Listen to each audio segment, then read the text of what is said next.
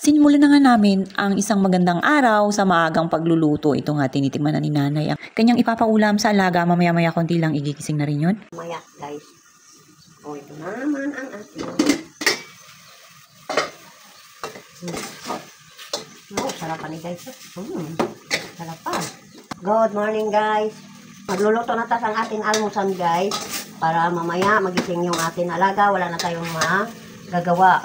Sarap po. Wow. Yummy. Okay. Punta tayo guys sa ating little garden. Mini garden.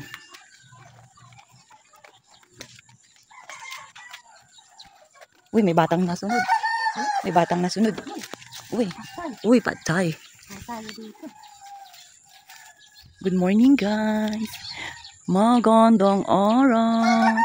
Tahimik ang paligid dito sa bukid.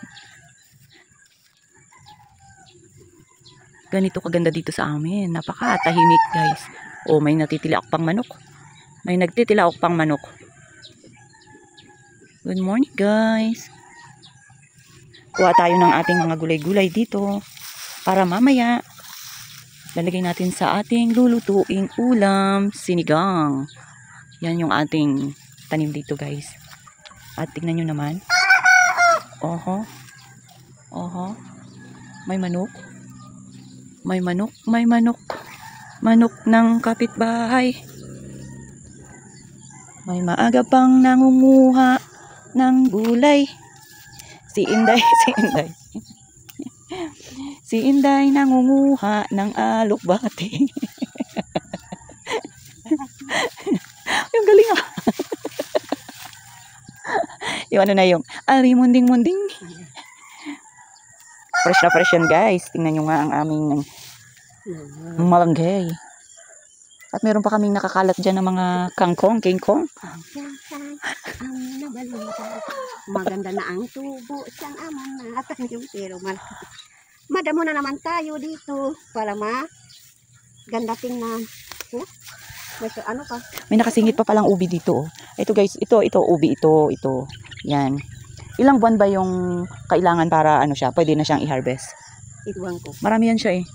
Marami yan siyang ubi dyan na nakapalibot. Oo.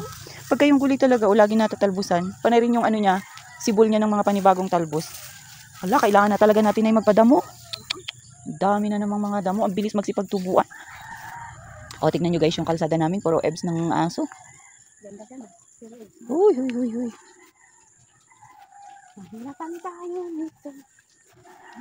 Good morning, Rob. Walang klase? Meron po, Nay. Oo, Friday ngayon eh. Friday. It's a Friday. Nay, marami na yan. Okay na, Nay? Ha?